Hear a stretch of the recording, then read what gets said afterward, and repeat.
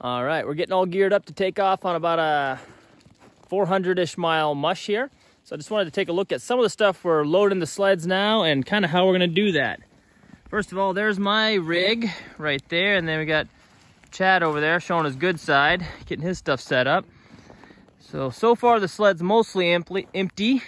I'm about to start stuffing stuff in there. So I got my sleeping bag, my personal gear, a little more my snow pants, my parka, and the rest of my fluffy gear. So a lot of that in that bag right there is gonna go on me before I take off. Of course, bowls and ladle, cooler, dog coats and mail wraps, and a little shovel. Got my trailer back there, which mostly is just for more storage when I'm doing these longer trips, because I'm hoping not to come back to the truck during this trip. So I've got my camping pad down in there though, straw of course.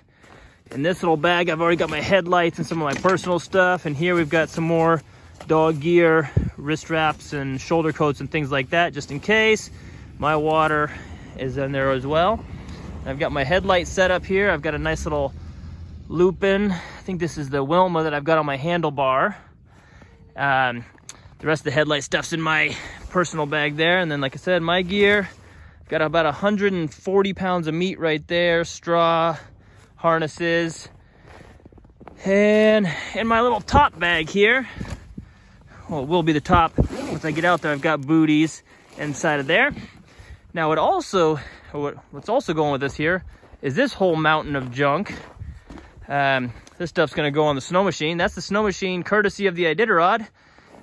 In lieu of a truck this last year, they gave us a nice snow machine. So I just picked that from Alaska, picked this up from Alaska Mining and Diving just a couple weeks ago. But anyway, that's gonna be the powerhouse that's gonna take the rest of the straw, more booties. We got beef fat, whole bunch of beef. These are 15-pound bags, chicken skins.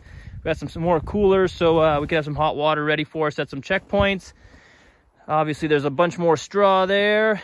And then there's the trailers that the snow machine's gonna be pulling. And then, of course, we got Chad's lineup going there. So this is kind of the mushing gear required to do a longer trip like this. I'm planning to be out there for several days, and I think we're taking 30 dogs with us on this lineup right now. There's a few older dogs that I did not bring today, thinking that this was a good opportunity for them to sit or run out.